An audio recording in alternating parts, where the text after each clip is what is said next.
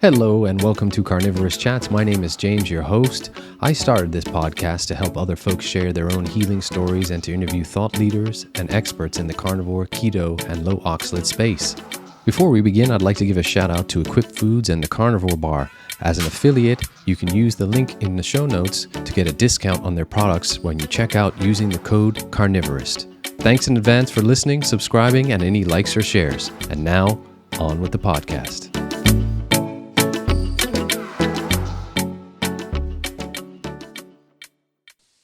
All right. I'm so sorry about that. Hey, Ryan, not a problem, my friend. So I just want to thank you for taking the time out today. I know you're so busy with your school season, and Oh, no worries, no worries. yeah, Ryan, let's just give the folks. What I'll do is start out with a little background on yourself. What I'd like to do is find out where you're born and raised.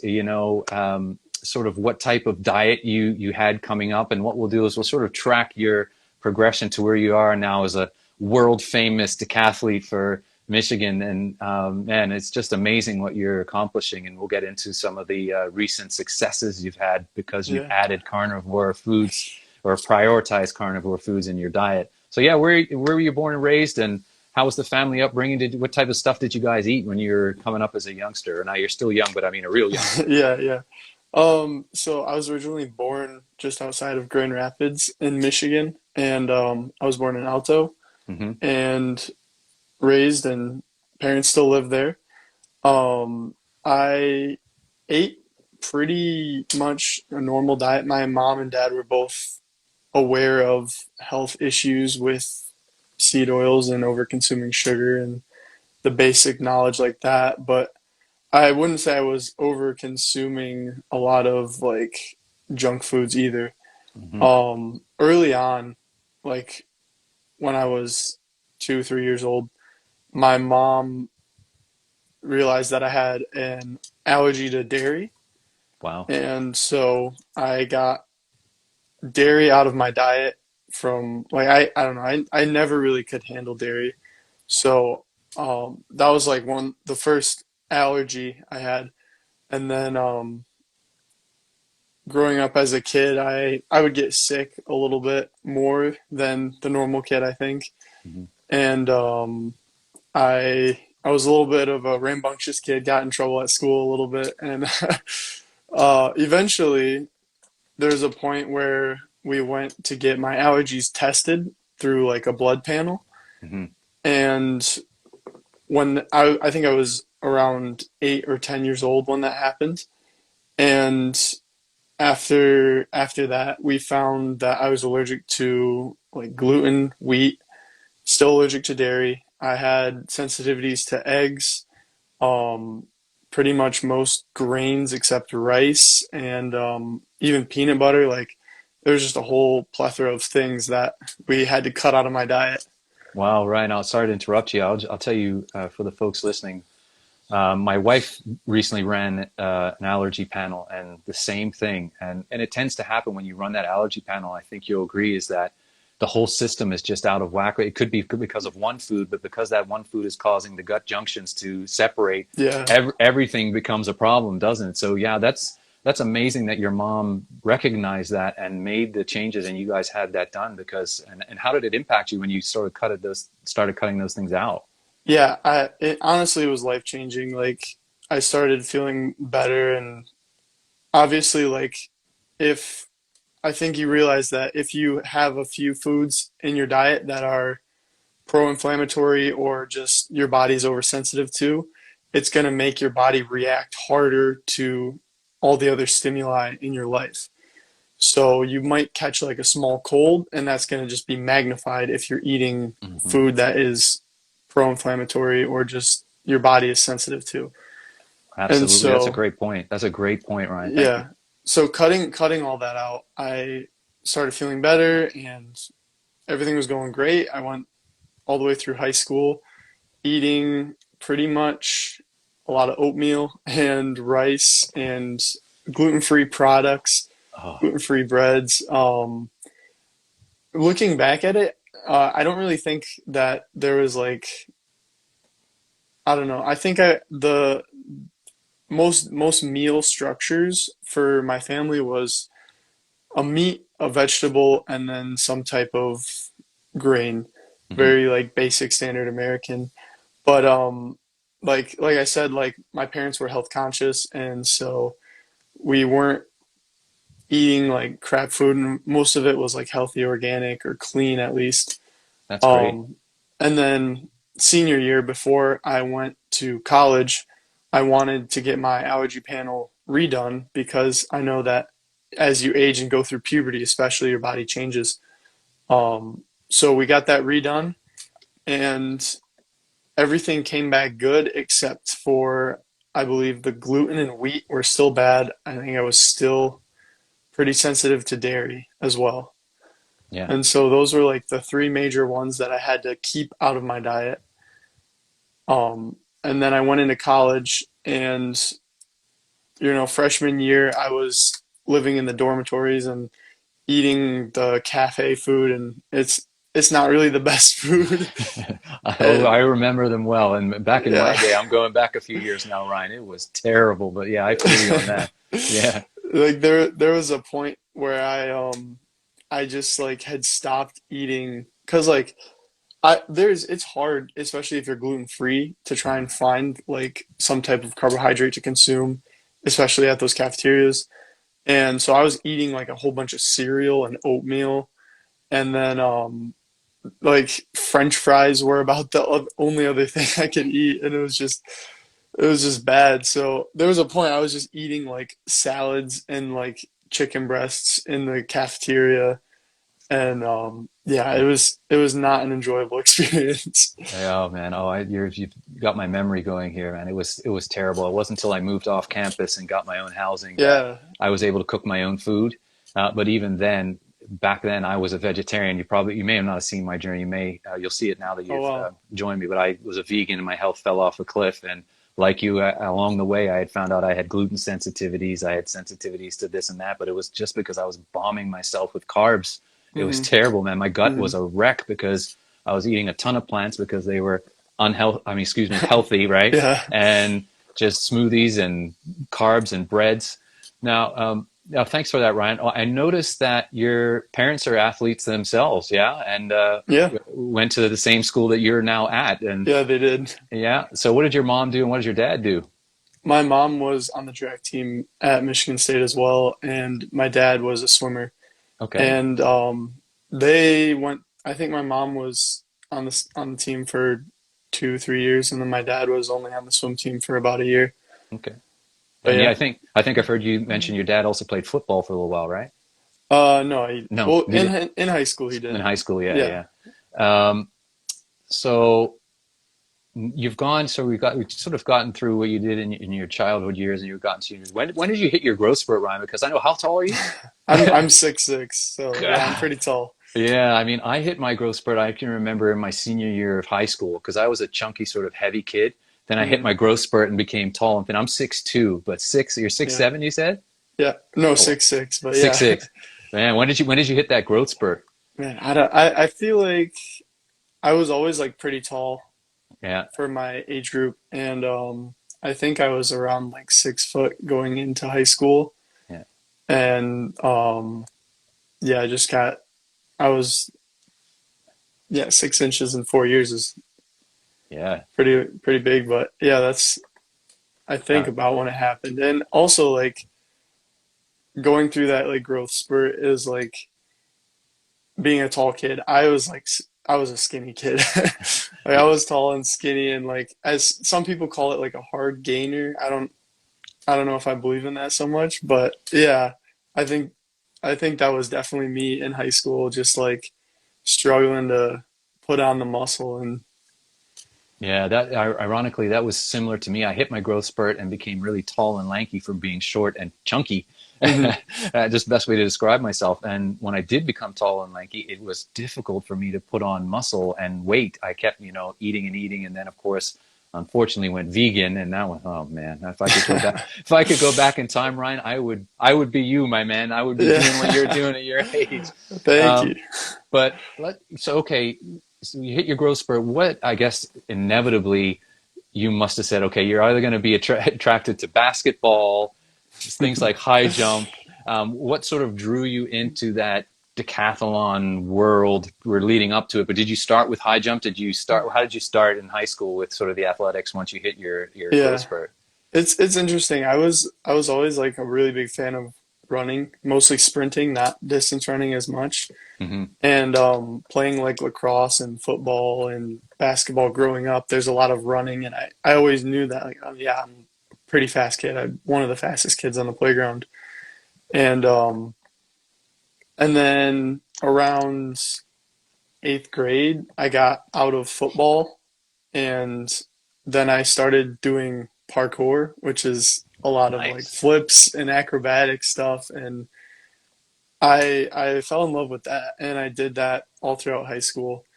And that also kind of led me into looking at pole vaulting in track and field as one of the scariest and craziest sports there is. For real. Yeah. And so I started pole vaulting in seventh grade, and got really serious like once I got freshman year. And then yeah, so I was mostly just a pole vaulter who was also pretty fast, and I just had good body control from doing all those acrobatic flips and stuff. And so that kind of led me into exploring more events in track and field and finding out that I really love doing like all of the events in the decathlon, even like the throwing events. When I was like a skinny kid, I still like loved to just try and throw the shot put as far as I could. Nice, nice. And for those folks that are joining us, thank you everyone that's joining in today. Please submit some questions if you have them. Ryan is being very modest when he said he is quick. We'll talk about his times when we get down to his recent achievements. But this young man is killing it out there as a decathlete, and he should be very proud of himself and his family as well. But oh man, that's awesome. So Ryan, I know for me, and I've listened to all your podcasts that you've done recently, and for those folks that are joining us today, make sure you check out Ryan's episode with Casey on Boundless Body Radio. He also did one with Scott of Carnivore Cast, and then recently Dr. Chafee as well. For those folks that have joined in, and I know there'll be some like myself, can you just describe to us what the decathlon comprises, the various events and how they go? I know it's a 2-day event typically, and you start with the sprints and end with the longer distances. So how does that work? Yeah, so it starts off with the 100-meter dash, and then goes into long jump, shot put, high jump, and then the 400, and that's the end of day one. And then you have about 10, 12 hours to sleep, recover, eat, and then you're back on the track, and you start off with the hurdles, the 110 hurdles, and then throw discus, do pole vault, throw the javelin, and then end that day with the 1500. And that's the whole decathlon. Man, I know I've heard people remark before, well, what a brutal way to finish the event. And you said, Yeah. I quote, I think you said, whoever designed it did it the perfect way. And it's so challenging the way it's all laid out, isn't it? How long do you have Yeah. between the events typically? So I think if they're running the meet correctly, as soon as one event finishes, you got 30 minutes before the next event. Wow. And that's 30 minutes including like warm up. So most of the time you'll walk over there, maybe some people like to eat a little bit in between the events, or just stretch out, warm up again. And then you get on the runway, maybe do a few approaches, or if you're throwing, get in the ring and throw a few times, and then they start it. Yeah. And I got to tell you, Ryan, I listened to your other podcast because it's I always knew about decathlons, but listening to your story, especially as you transition into the carnivore way of eating and your improvements, I learned a ton, of course, as most people here today will be learning about decathlons. And I think I need to go back to university to understand the scoring system, man. So if you can, in the most simplistic form, it's you go for points rather than places. I think it sums it up nicely, right? Yeah. And Yeah. honestly, like I don't even know because it's very different for each event, but it's known that if you throw a certain distance or jump a certain distance, you're going to score somewhere in the range of like 600 to 1,000 points, right? Yeah. And if you're doing really good, like world-class caliber, you're going to score above 1,000 points. Yeah.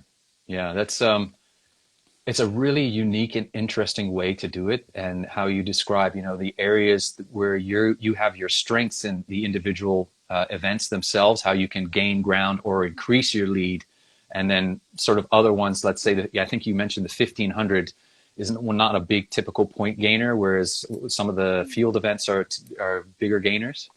Yeah, it's the way I like to think about it is about the point gaps. Hmm. So if you can throw 5 meters farther than someone in the discus, that's going to be a huge point gap compared to if you beat somebody by 5 seconds in the 1500, Yeah. and even like if you beat somebody by 10, 20 seconds in the 1500, I think throwing 5 extra meters in the discus will still get you more points. Gotcha. Gotcha.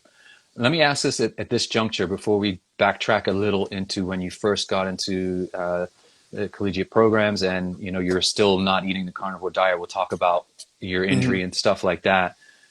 What is your favorite event? It may have changed. I don't know. I would initially say pole vault or high jump from your track, field history, but maybe it's changed. What is it currently? Has it changed at all?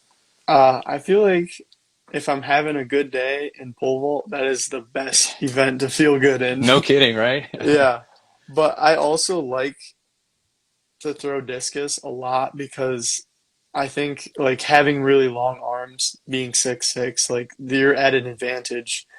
And it's really just a fun event to kind of like get in there and just throw something as hard as you can. Yeah, yeah, for sure. Ryan, before we do that, last thing, folks need to also understand that there is a difference. You're in your indoor season now. Of course, there's outdoor with track and field, but there is also an indoor season. How Yeah. does the indoor season differ than the outdoor in terms of number of events and what happens there? Yeah, so for indoors, we do a heptathlon, which is only 7 events. It's 4 on the first day, 3 on the second day. Same order pretty much, but they shorten up the distance and they have to take out a few events like the discus and the javelin because you can't throw that inside. Yeah. So it goes 60 and then long jump, shot put, high jump, same as the decathlon. But then that's the end of day one. So you only Hmm. have 4 events on the first day, and the second day is hurdles, pole vault, and the 1,000. Gotcha. And so also the hurdles is the 60 hurdles. Okay. Okay. Yeah, I always look at the hurdling, and for me, I'm just an uncoordinated 6'2" imbecile when I'm running in any way. But the hurdles must be really challenging. Do Yeah. you find that? Yeah, I think I have an advantage of being taller and it helps a Yeah. little bit. Yeah, of course. But it's also one of those events that I feel like I need to work on really hard because I think I can become really good at it. Gotcha. Yeah. So let's backtrack a little bit. You've joined, Michigan State, and you're entering the decathlon program, and you're still not at the carnivore spot yet, albeit you do have some animal foods in your diet. I think I Yeah. heard you. I think I heard you saying you ate things like oatmeal quite a bit, the rice quite a bit. Yeah. Um, how did you do that your whole freshman year? How long did that go on for before you switched? And I know you had an injury that caused you to sort of Yeah.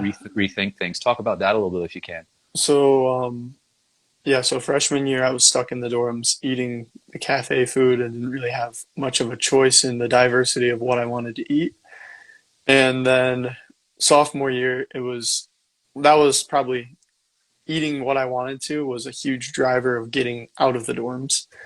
And then so sophomore year, I got a house with some roommates and I was able to kind of cook for myself, and that was good.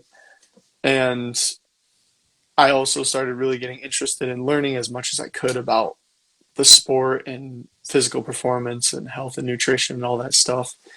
And obviously, I'm looking at the bodybuilders because those guys look sick. And so I see them talking about eat chicken and rice and you're going to get huge. And so I start eating chicken and rice like 3 times a day. Yeah. And so yeah, and also for me, like being gluten free, there's not a lot of those carbs that I could eat. And so I thought in my head, okay, I need to get carbs to fuel myself, which Mm.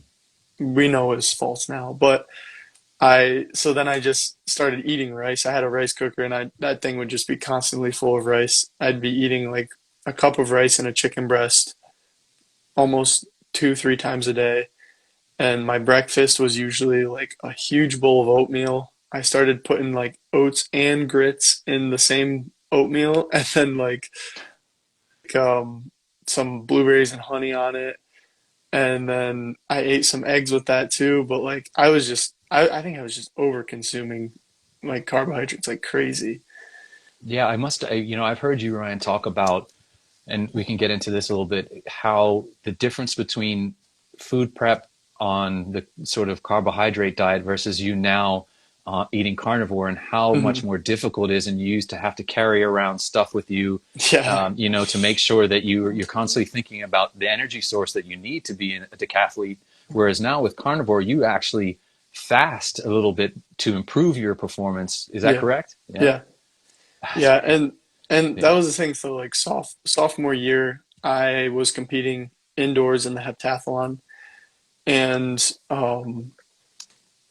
like I think it was really hard to do the heptathlon because after every single event in my head, I'm thinking like, all right, I got to get like a little hit of glucose in here to like give me energy so that I can continue perform well in the next event. And so I'd like carry around like just a jug of applesauce and like drink the applesauce, or I'd have like those like little like gels that were just like Mhm. multi-dextrose, and you know, eating like some like energy bar, and just like constantly just shoving down carbs down my throat, just to try and energize myself to continue through this heptathlon.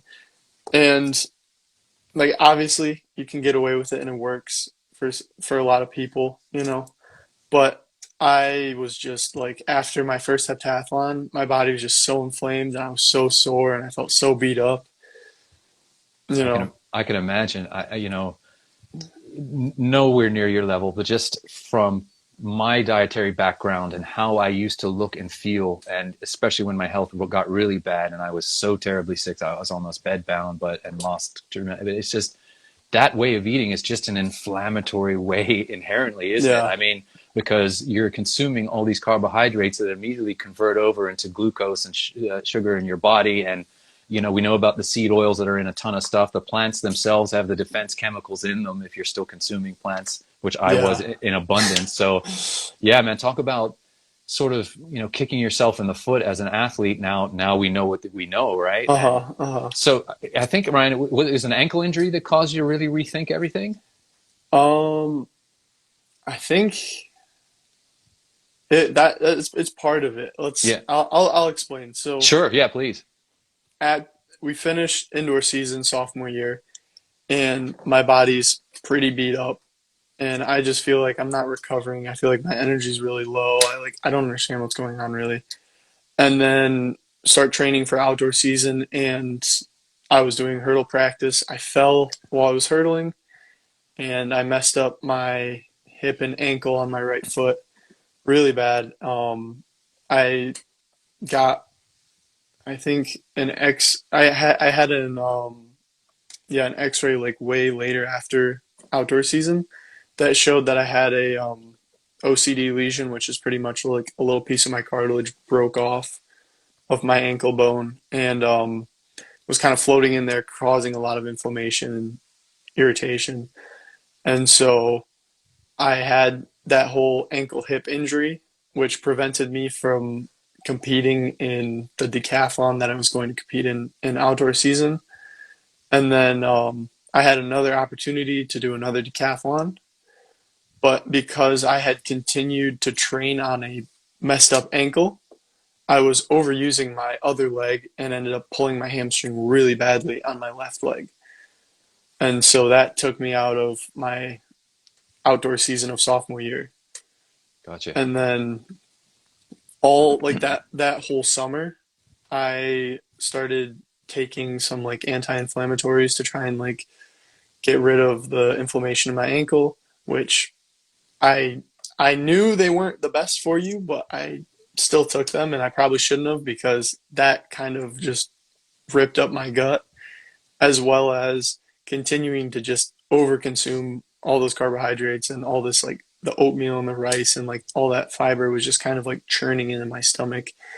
And I really think that I had a lot of digestion issues and stomach problems because like every day I just wake up like low energy, like super fatigued. I wasn't even like working out as hard as I usually do, and it was like poor mood, poor appetite. Like I would wake up, I couldn't even eat breakfast. And I was just thinking in my head, like, well, this doesn't make any sense. Like, why is this happening to me?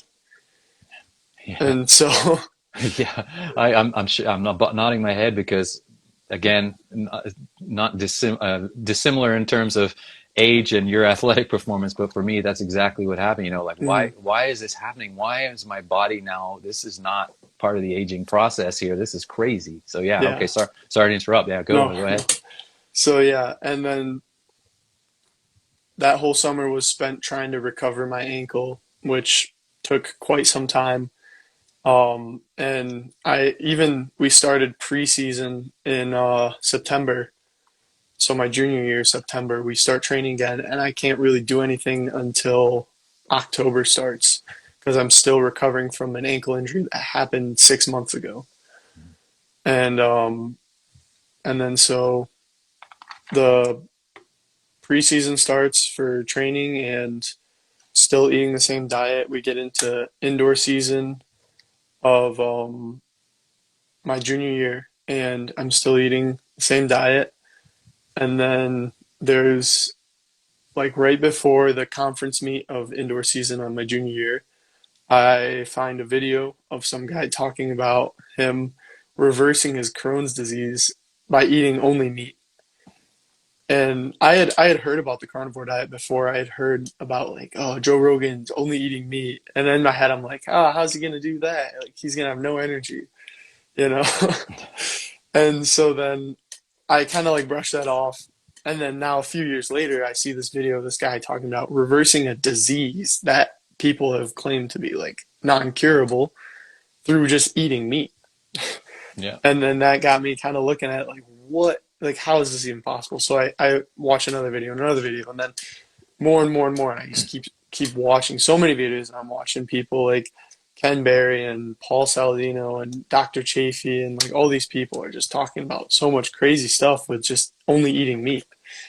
And after watching so many videos, I start to realize like, okay, maybe I am like all these side effects of over consuming carbohydrates and plant foods are kind of like the side effects that I'm feeling right now.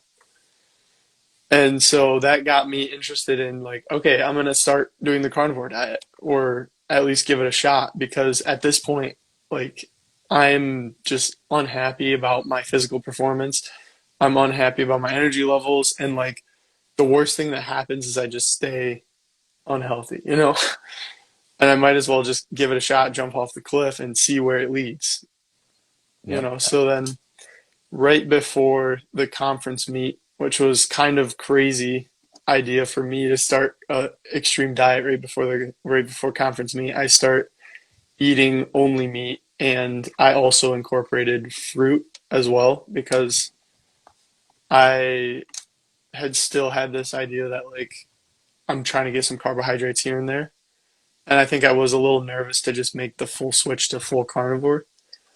And so I continued to eat meat and fruit, and then it was funny because during that indoor meet, I kind of had like this like congestion, and I was like not feeling the best, and I was like, oh man, I think I'm sick. And like looking back on it, I almost am positive it was like a little bit of the keto flu, and my body just getting used to it. But I still did like pretty well, and I finished fourth in the conference at junior year. Um, That's amazing. Yeah, and so that was great. And then right after the indoor season ended, I decided to make the full switch to going strict carnivore. And then my body really went into a keto flu. And then once I got through that, all the superpowers started happening, you know? That's amazing, man. That's so similar in terms of for me, finding Joe Rogan. I found Dr. Baker's presentation Yeah. I literally, the first person I found was a lady called Sally Norton. She's an expert in oxalates that are, one of the things in plant foods. And then from there, I went down the rabbit hole, searching online, found Dr. Baker on Rogan. And I was actually in the Rivero meeting that day live, which it made me reach out to you to come on here today because I'm a member of Rivero with Dr. Baker. And I, like you, I still continue to have fruits in my diet, just simply because I have a lot of oxalate dumping from my vegan past and eating so much of those toxins, man. They are terrible going in and even worse coming out, Ryan. So it's so good. Fundamentally, I asked you about what you ate growing up, and you had some challenges, but at least early on that you recognized your parents were so proactive and had the test done, and you figured those things out, and you're still so young, and you are turning into Superman, exactly as you said, as you eat more meat. Yeah. So you talked a little about, those that I was going to ask you about the transition. What were sort of your symptoms in transitioning over? A lot of people talk about not only their digestion, but sort of that achy, fluey feeling, skin rashes. You had that stuff, did you? Yeah, it was really interesting. I did have a skin rash a few times, I noticed, and I was a little confused at that. But I just looked up some symptoms about the keto flu, and that was one of them. And it's pretty much like you said, your body is dumping all those toxins kind of out of your body. And it made me realize, wow, I had so much garbage in my system that I didn't even realize, Yeah, I think you describe it as the carbohydrate sludge. Yeah, it's just the sludge, at the bottom of the barrel, and you just getting all that carbs out. Yeah. And I knew a little bit about fasting as well beforehand, and so getting through the keto flu as well, incorporating some type of fasting here and there also really helped to detox my body and get a lot of that crap out. And honestly, I think I was still burning through a bunch of that junk all the way through the first 4 or 5 months of being carnivore, because it's like an ongoing process. You know how it is. Oh yeah. I'll tell you. I've heard you say before, Ryan, on other podcasts that it took about a week or so for you to feel better, that heavy flu-ish, the first symptoms. I'll tell you, for me, man, coming from my background, it was a good 3 months plus for me, and still ongoing. I know days when I have the oxalate dumping, the symptoms come back. I get the ringing in my ears. I feel fatigued. My gut doesn't feel right. And then for me, for those that don't know, the clear sign is you get a very cloudy urine with oxalates coming out, and that's what happens to me. But yeah, again, I just go back to, before you came on today, the folks and I were discussing how people come from different dietary backgrounds. They're different ages. So not everyone's going to have the same immediate response to going carnivore, but the end result will always be the same. You're going to feel better, right? Yeah, exactly. I mean, when we finish today, Ryan, go back and you'll see my most recent post. I did a comparative of when I was vegan to what I look like now. And you can see my transition and how in just 2 years I've changed. It's unbelievable, man. It really does make you feel superhuman, doesn't it? Yeah, it's insane. Yeah, and learning. Sorry, go ahead. But when I love learning about health, nutrition, and especially the sport and improving your performance. So going down that rabbit hole of learning about the benefits of eating a carnivore diet for specifically athletes was just so cool for me to see and then actually feel while I was performing. Oh man, that must be so great. So yeah, this is flowing really nicely. I was just, you must think of the questions before I ask them, because I was gonna ask you, first of all, you touched on fasting a little bit. Do you still use fasting as a tool in your performance? And can you also talk about the benefits that you noticed right away from switching over to carnivore in terms of your athletic performance? And then after that, the last part will be other benefits like mental and stuff like that. But so fasting, if you would.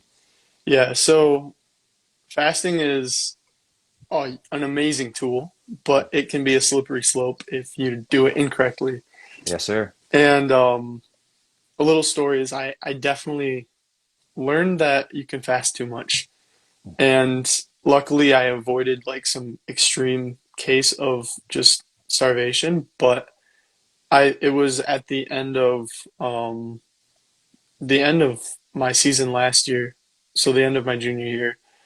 I suffered another ankle injury to the same ankle, which reacted in a similar pattern. And I was fasting a lot to try and really combat that, which is a good thing. Like fasting can improve like autophagy, and it can improve healing and signal to your body, like release more growth hormone, release more testosterone. Like it's really beneficial for healing, but I overdid it. And also I was trying to heal something that was not going to get healed in a month. I was trying to get it gone in a month. I should have played the slow game and healed it properly, but just started fasting like crazy, and I was doing like OMAD and almost like intermittent like every single day, continuing to work out at such a high level. And then yeah, I was just like, I started to kind of like crash. I was like falling down a little bit. But I never got to a point where I felt terrible, but I could see the early signs of like a little bit of fatigue, like adrenal fatigue, and like my body just like not getting the nutrients and the sleep that it needed, you know? And Yeah, so, it's a good point, Ryan, because I have not incorporated fasting. Again, we talk about the backgrounds of folks, right? And you coming from that athletic performance background, mhm, and we'll get into the nuances of how using it before sort of event day is beneficial. But the long-term fasting, I haven't fasted ever because I'm coming from a malnourished vegan diet. So, and as you know, the carnivore diet's so satiating. I struggle to yeah, get enough food in, and I'm yeah, not even an yeah, athlete. I just work out and walk around regularly. So for you, I mean, gosh, when you're performing at that level to do that. So again, sorry to interrupt, but just the no, little no, nuances are crazy, aren't they? yeah. And so with the fasting, like it is so beneficial, but it's a stressor, and it's a stressor to your body. Mhm. And so if you're doing a lot of stressful activities and then you fast on top of that, it might push you over the edge. Yeah. And Yeah. especially if you're fasting multiple days in a row, or if you're fasting like multiple days a week, combined with overall training, combined with overall like work stress or like life stress, it can be over the top. Yeah. And so that's kind of like changed my ideas on fasting, whereas I'm going to use it as a training stressor. Like I'm going to use it like I would use a workout, you know? You don't want to work out like right before you're going to go do a meet, you know? But you might want to work out during the meet, you know? And it's I don't know, that's a weird concept to think about, but for me, I'm gonna choose to do fasting on maybe like a recovery day or some day that's very low intensity that I know is gonna have like I'm gonna have two low intensity days in a row. So I'm gonna fast the first day and then refeed the second day and reap all the benefits from that. Gotcha. But when I get into competition, I it's not as much of a fasting as it is more of like intermittent. So um usually my plan for most meets is I wake up and I will eat a very small meal. And usually it was just like drinking four raw eggs because that was very easy for me to find at any place I go to around the country for meets is I just drink four raw eggs, and then I would wait about like 4 hours before the competition starts, and that way it's already like burned out of my system. I've gotten a little bit of protein and stuff and all those fats that are really good for all of your endocrine cycle and all that good stuff. So I feel primed and ready, but then also because I'm feeling hungry, my body kind of goes into more of a hunting mode, you Hmm. know, or some people would explain it as the sympathetic, you know. And so you are your body is signaling to you, we need food. And so it's going to mobilize more of your fatty acids and give you a little bit of an energy boost so that it thinks you're going to go run down, like go chase a buffalo or like go hunt an animal, you know, so that you can get food so you can eat it and you can survive. And so I'm using this ancient pathway in our brains to improve my performance by saying like, okay, I'm going to be hungry, and then my body's going to want it to go hunt something. And that's me like going to go on the track, going to go sprint at my top speed. And then I'm going to go jump, and then I'm going to throw something, you know? And like all these are very aggressive movements that my body is at a higher energy level to achieve. You know, I'm sitting here, I'm smiling, Ryan, because it is such a perfect way to think about this. I mean, you've summed it up nicely, but I'm also smiling because you've got your Spartan hat on, and I'm just picturing you hunting, throwing the javelin, looking like that, you know, our ancestors with the javelin. I mean, it's just incredible for the sport. Okay, that really segues nicely into the improvements you saw as you transitioned over to the carnivore diet. What things did you notice right away? What things have gotten better since that? Yeah, I think the biggest thing for specifically decathlon is the recovery aspect, because you need to recover as well as you can between day 1 and day 2 if you want to have a good performance on day 2. So recovering is key. And also when we're training like 6-7 days a week and you're doing aggressive jumping movements and throwing movements the whole week, if you get a little soreness or pain or injury, that's just going to start to get amplified the more you train, and you don't want to carry that into competition. So like right off the bat, we already know protein is like the best thing for your body. And getting a whole bunch of protein, like beforehand I was eating chicken breast, so I was getting like good protein, but I was also still drinking like a plant-based protein shake, which was like, we know that's, your body's not going to use that protein the same. No. And so like I think also I was, even though I was getting like the recommended value of protein, I still think I was underdoing it in protein. And so now that I'm getting close to like 300 grams of protein a day, Wow, that's like great. my body is just recovering, healing, and building muscle like so fast. And I would say that is like the biggest improvement. And then the next thing would be, I think that because you're using fat as fuel, you're going to create less byproduct, which is going to help you go for longer, and it's going to help you avoid fatigue. And then also it's going to like improve your mitochondria's ability to produce energy. And so I feel like that's a big thing that people don't think about when they're trying to train, is they think, okay, I got to train my muscles.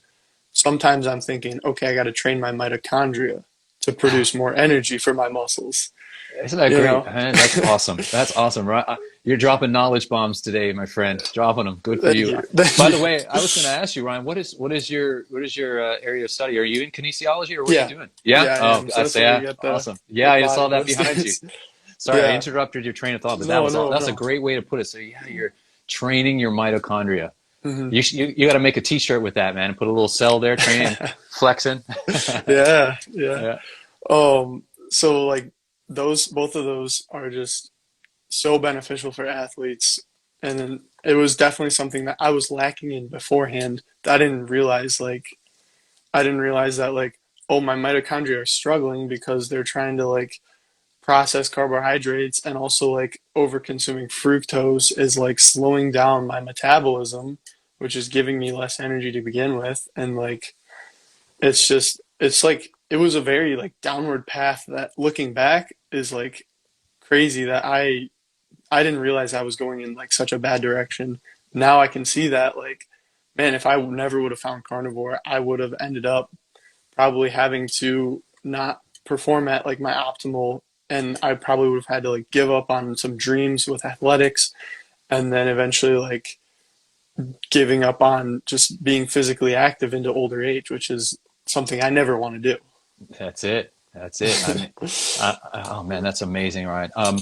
Ryan, just quick question as we just, I'm just looking at the time. I'm so conscious, and, we joined a little late. Do you have 15, 20 minutes to go? Are you good? I got like 2 hours. If you Oh man, awesome. Yeah. I love talking about this. Oh no, man, I'm happy to have you. I know we started a little late, and I'm so conscious and so thankful that you're so busy at school and with your training, but I'm, really excited to talk to you today. So, okay, let's look at a couple of things then. We talked about fasting. We talked about the benefits. I think I remember you saying you got less fatigued and fresher the day after a competition. Yeah. Have you noticed what are your sort of mental benefits in terms of thinking before training, school? Have you noticed a clearer head? And also, let's talk about sleep a little. Has your sleep improved since going carnivore? Yeah, so I think first off with the mental and cognitive benefits, it's definitely like you don't realize how much better you can think and how much better your brain can work until you stop constantly inflaming it, you know? And so when I switched over to carnivore and like that's obviously one thing people talk about is the mental clarity is just through the roof. And if anything, like during competition, having that mental clarity and having being in a good headspace is like one of the most important things you can do. And another thing too is like when I compete, I before going carnivore, I would almost compete a little bit scared because I was worried that I would be pulling a hamstring or injuring a muscle or like hurting myself some way. And then I like competing scared is not how you want to compete at all. So when I go carnivore, like not only am I thinking straighter and my cognitive functioning is so much better, I can learn things so much faster, but also I don't have the fear of injury anymore and I can kind of like let out my absolute athleticism without having to be afraid. That's great. That's another great way to think about things. I hadn't really even thought of that benefit, but Hmm. that's got to be a huge advantage for you mentally Yeah. going in because that your competitors are probably not carnivore and are probably thinking, they may have to just dial that gas pedal back a little bit where you're like, no, man, I'm going all out and Yeah. I'm going to be fine. I know I'm going to be recovered by tomorrow's event. So I can go all out on that first day in the events and just kick ass, which is what you're Hmm. doing, right? Yeah, for Uh, sure. I hadn't even And thought about that's great. yeah, uh, like you were saying too with like school and stuff like that, I definitely feel like just my ability to retain knowledge and my ability to perform like either like equations in math or just like just writing like written tests and stuff like that is just it's just so much better. Yeah. Yeah. Ryan, let's talk about what your diet looks like on a day now. What is it Mhm. looking like now? So you mentioned that are you still doing the raw eggs in the morning, or where do you switched it up a little? Yeah. Well, that's usually for convenience sake, but Yeah. yeah, so it's really interesting. Originally, I was eating like 2 meals a day, Hmm. and my weight, like this was okay, this was probably a month ago.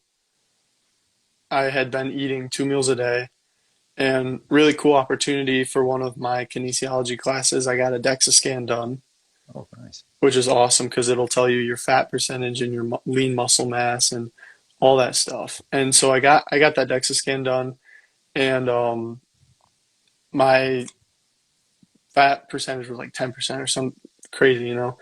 And so I weighed around 207 pounds.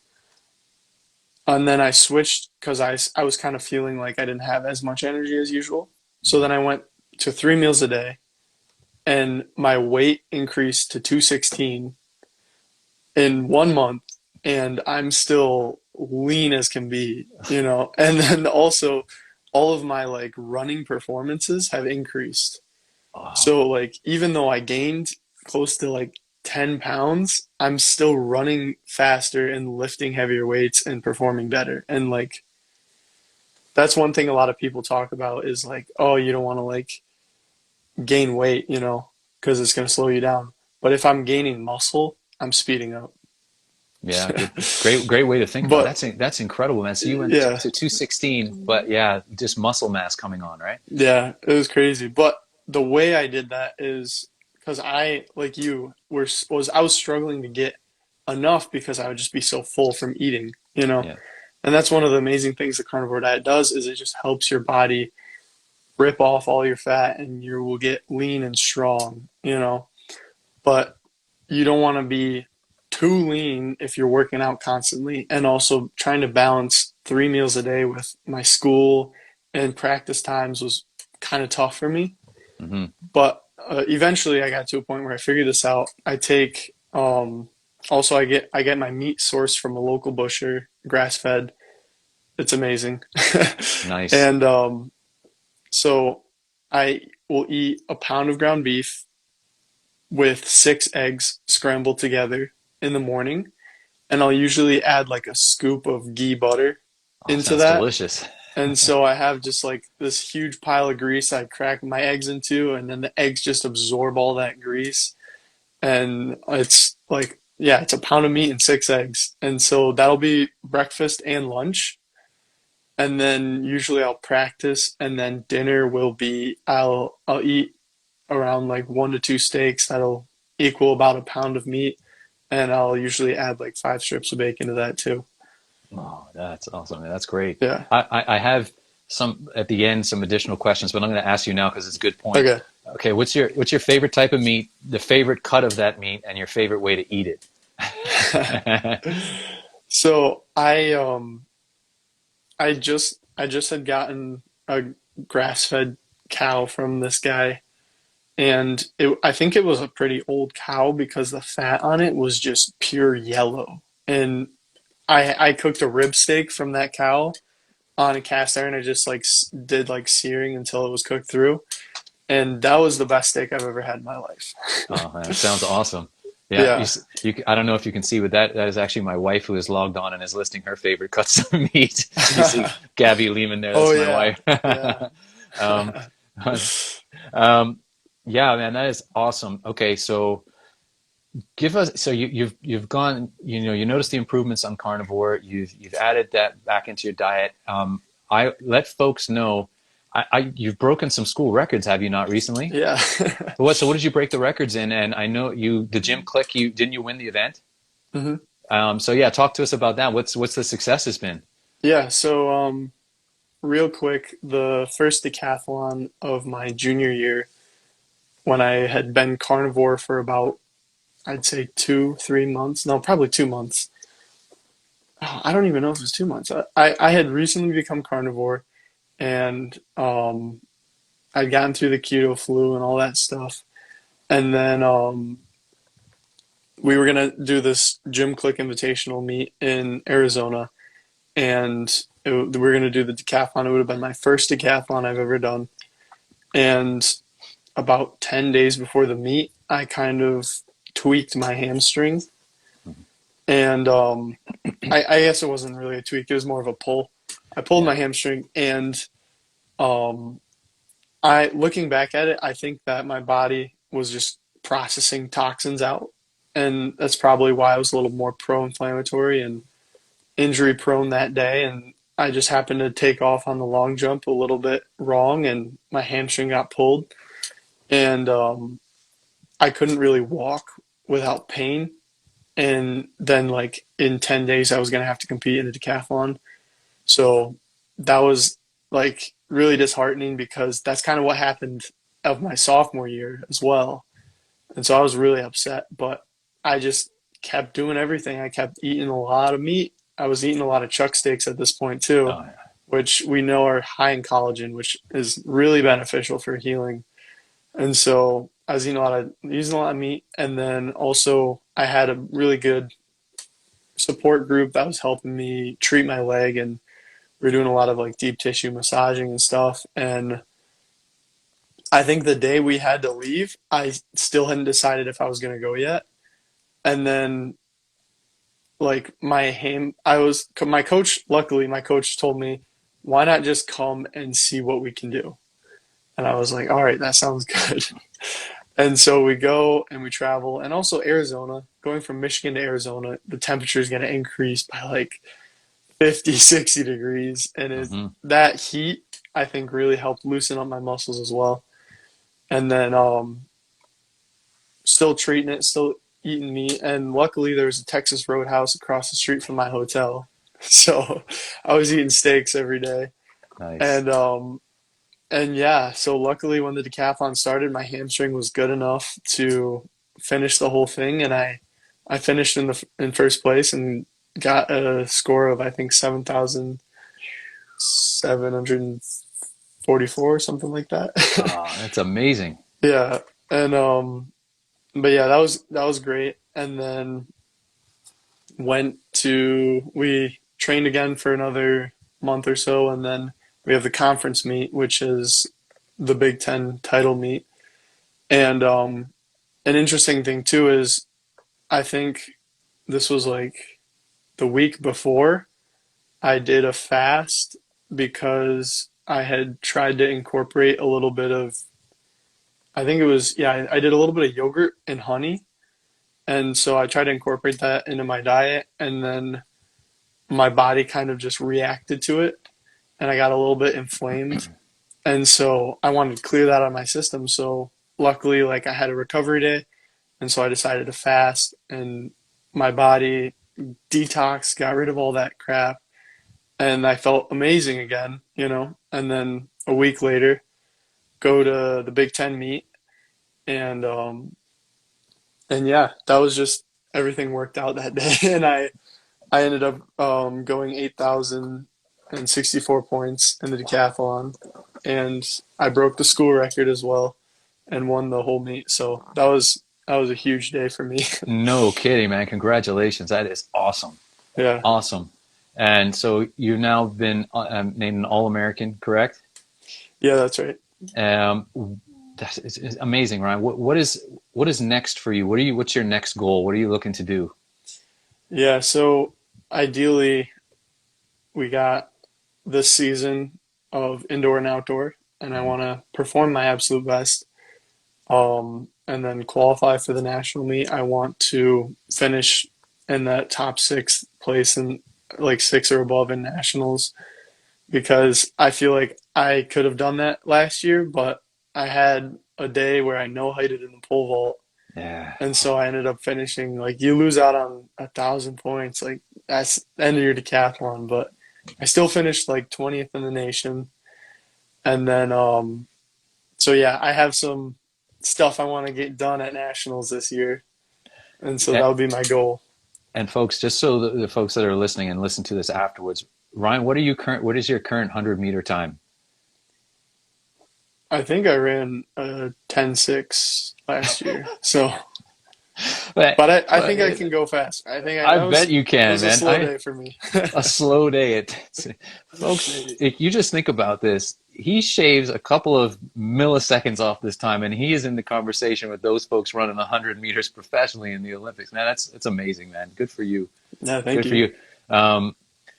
All right, so we'll start to wind down a little bit, Ryan, and I'll ask a couple of last questions and then some fun ones at the end for you. Do you still use dairy? I know you had talked a little about trying to get raw dairy, and you had used Mhm. cheese for a little while to bulk up. Are you still eating any dairy? Did you try the raw stuff yet? Yeah, so let's see. In the summertime, after I had gone through that period where I fasted too much, Mm. and then I was also injured, so I wasn't really working out. And then I started doing, like, I was just eating a lot, and then I incorporated a little bit of the cheese, the goat's cheese, into my diet, because earlier on in my life when I was allergic to milk, I knew that I could consume goat milk and be not sick. So I had had goat cheese before, and I reincorporated that a little bit over the summer. And then I think it was good. I enjoyed it, but I felt like it was a little bit more inflammatory than being strict carnivore, which is completely fine for most people in most cases. And I think that in my life, if I'm not in a competition state or in a high training level, then I'm definitely going to incorporate more dairy products. But because it does give me that slight inflammation and I want to be as inflammation free as I can be, I cut it out when I get into season. Gotcha. Yeah, But yeah, that makes good sense actually. Yeah. and one quick thing too is very interesting. So I've been allergic to milk my whole life, um, but my parents actually got some raw dairy from a local farmer, and my mom made a yogurt out of it. and I ate that and had no reaction to it at all, you know? That's And pretty cool. so like raw dairy is so much better for you than like this pasteurized stuff that's in your stores that most people think they're allergic to. I think a lot less people would be allergic to milk if they had raw milk. For sure. I know for myself, I use dairy as a lever because dairy is as good for binding oxalates, the calcium in dairy for binding oxalates as they pass through your stool and out through your gut, so it doesn't do the damage on the way out that it did on the way in. Yeah. I struggled with dairy early on. I used fermented dairy as a lever for me. Kefir, I still have kefir every day, and definitely incorporate raw cheese. We can't access, sadly, raw dairy here in Bermuda, but Yeah. we can get raw cheese, and I eat a lot of the raw cheese, and it seems to Mhm. sit fine. But definitely, yeah, the regular pasteurized dairy does give me issues as well. It's Yeah. challenging. And I Yeah. think there's also a slight there's a benefit to ingesting the lactose of cheese because it is a milk sugar. Mhm. So it might help you be able to put on a little bit more weight, especially if you're trying to be like some of the heavier athletes and more strength-based athletes like to bulk up and get big, you know? And I think that consuming some of that lactose can help you if you're trying to be still on a carnivore diet, but you still want to incorporate some type of carbohydrate. I think the very first one you should look at is lactose in milk. Yeah. Yeah, I agree. Is your family, I know I've heard you mention in interviews that you convinced your dad to go carnivore. Yeah. How's that going? Is he still doing it? Oh, he loves it. He loves it. He is moving like he's 20 again. It's crazy. How old is he now? Right? He's 55 or something. Oh, He's good. yeah. It's good for him, man. But yeah. And That's great. so yeah, he's doing great. And then my mom got on the diet as well, and she's been doing really good too. And Yeah. yeah, it's really interesting that like me changing something for athletic performance has actually helped my parents in their like longevity and improve their like even their athletic performance too. Like my dad being able to start lifting weights again, and my mom being able to like go and do more running and lifting weights as well. Like it's really awesome. It's really powerful. I mean, you know, especially your interview with Dr. Chafee is really impactful because he gets so excited about this. I mean, the guy's a beast anyhow, but you know, I remember he asked you that same thing and was so excited for you and how much, you know, like myself, he wished that he hadn't done what you're doing now at your age and how much potential, and you're seeing the benefits. It's like, he's just so excited for you, as am I, to talk to you. But it's even more impactful when we see older folks, and I'm one of the older folks now. Plus, I just turned 50, Ryan. I just turned 50 this year, man. But I'm feeling now like I'm 25. I feel great, man. It's Yeah.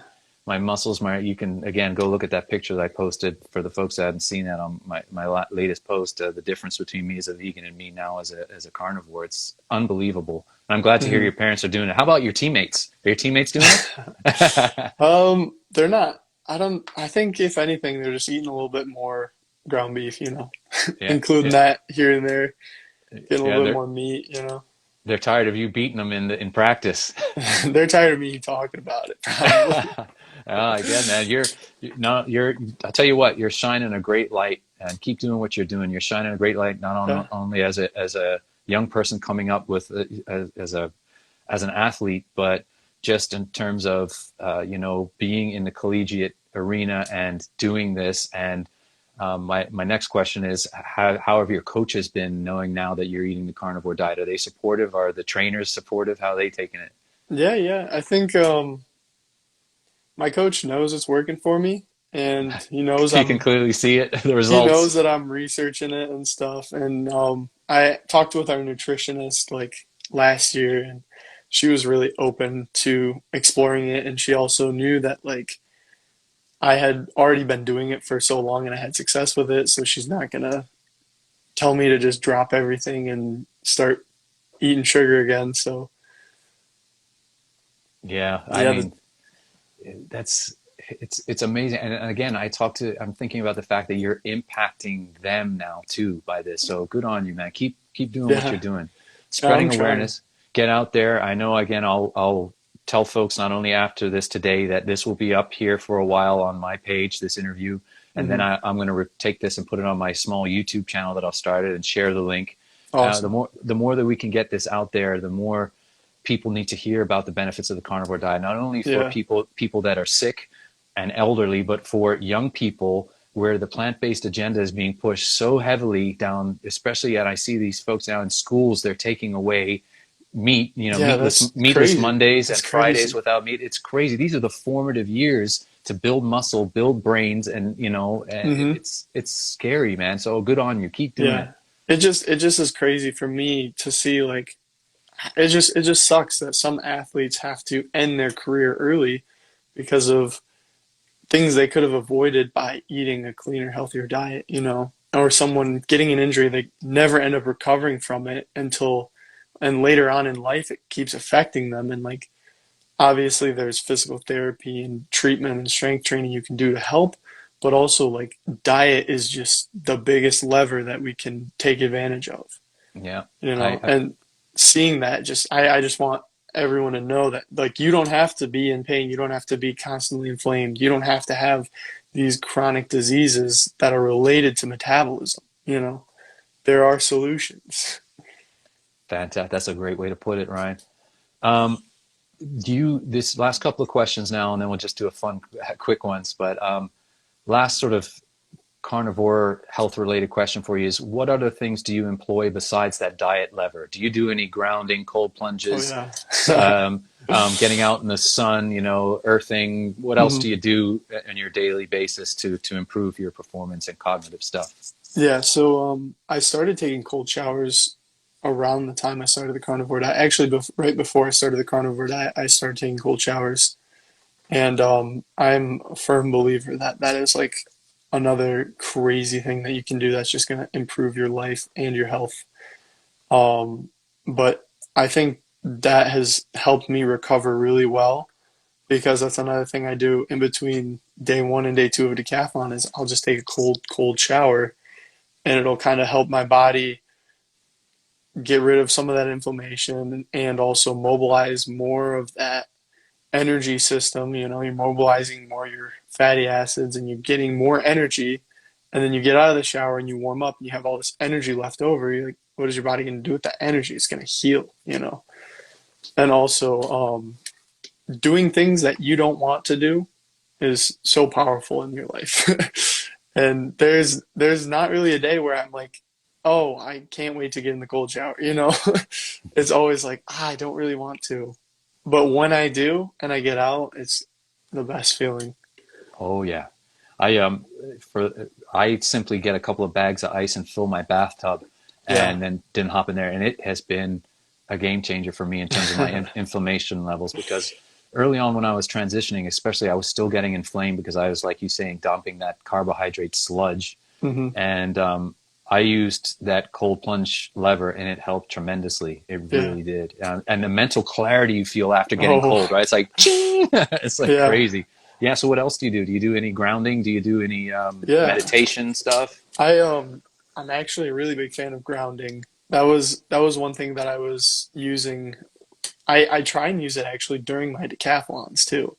As much as I can, I try and take my shoes off and go find a patch of grass to stand on, because like I can actually like feel a difference in my like inflammation and just like my joints and my overall like fatigue levels. Like, people say like you build up this like energy, your body has an energy field, right? And like going through all those like explosive movements and concussive forces of track and field, like you're gonna mess up like some of the electric field in your body. And also like every single muscle contraction is based off of electrical frequency, and so if electrical frequency is messed up in your body, and like how do you think your contractions are going to like be affected by that, and how do you think your inflammation is going to be affected by that?